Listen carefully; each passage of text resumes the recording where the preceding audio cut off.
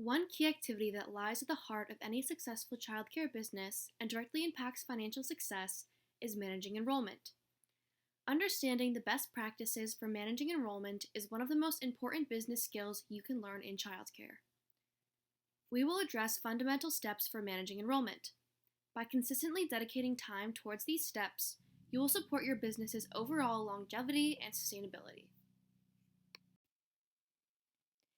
Disclaimer: the information contained here has been prepared by Civitas Strategies Early Start and is not intended to constitute legal, tax, or financial advice.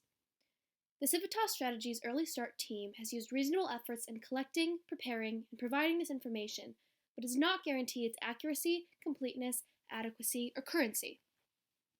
The publication and distribution of this information is not intended to create, and receipt does not constitute, an attorney-client or any other advisory relationship. Reproduction of this information is expressly prohibited. Today, we will go over the 5 essential steps for managing enrollment, which include evaluating demand, determining the number of slots needed, staffing changes, attracting families, and maintaining and tracking enrollment. The most critical step for managing enrollment is determining the levels and types of demand for your child care services. Indicators of demand can come from several places. You may have families that are interested in your services making regular inquiries or requesting to be added to your waitlist. You can also learn more about demand in your community by reaching out to several childcare businesses in your market. Find out if other childcare programs are at full capacity and what age groups have the most or least availability and what types of services they offer. Changes in your community can also indicate demand for particular age groups or services. Through research, you may find that there is a need locally for childcare within a specific price range, and you will need to determine if you are able to provide a level of care that lives up to your standards when offering those rates. Does your enrollment need to change? Think about the following. Are there indicators that moved you to think of increasing enrollment? Is there a common percentage of unfilled slots across all age groups? Are there particular age groups that tend to fill up more quickly than others? Perhaps you find that you often need to turn families with children of a specific age away and might need to consider expanding or converting capacity for that age group. Perhaps you may not have achieved the levels of enrollment you would like because you are offering care for an age range where there is already a great amount of care available. Reviewing your current circumstances will help you to understand if you want to fill existing capacity, create additional capacity, or adjust the age groups that you are caring for. When formulating a plan to increase enrollment, you will determine the number of slots you need and will be able to fill. To find out the number of slots you will need to fill to advance the financial success of your business, you will want to evaluate your budget and refer back to your cash flow. The purpose of your budget is to make sure that all new expenses are accounted for, and the purpose of your cash flow is to determine how your changes impact your sustainability. As a good business practice, you will want to know the number of children needed monthly and annually to cover your costs and result in profit. An important factor to remember is that changing your enrollment can result in changes in staffing. Changes in staffing can have both financial and operational impacts to your business. You will need to address if staffing to accommodate your new goal is feasible financially. Make sure you are aware of the child-caregiver ratios required by licensing.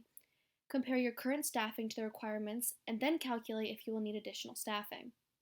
Staffing is one of the greatest challenges facing childcare providers today. You do not want to assume you will easily find additional staff. To increase your enrollment, you will need to effectively reach the families you want to serve. Developing a sales and marketing plan will help you to connect with these families and attract them to your business.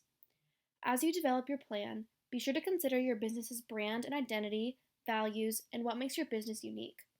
Also, think about the market your business exists in, your budget, and your timeline. Once your levels of enrollment meet your financial and operational needs, and you feel satisfied with the number of children you care for, your focus should be taking the necessary steps to maintain enrollment.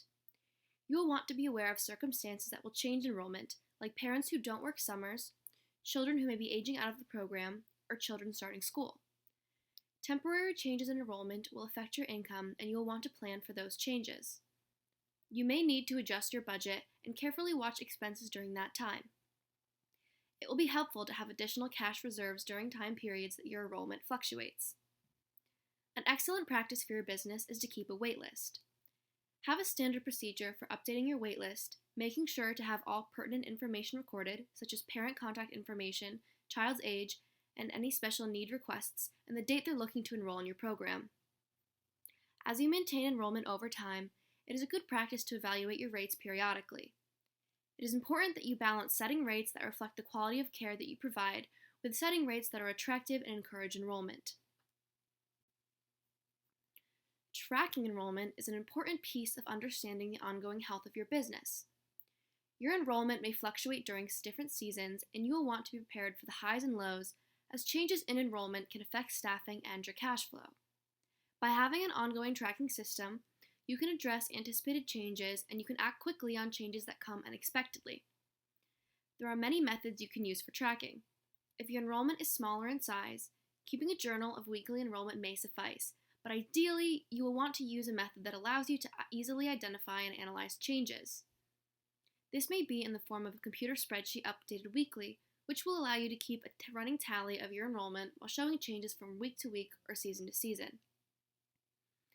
A more advanced option is to invest in a child care management system, otherwise known as a CCMS.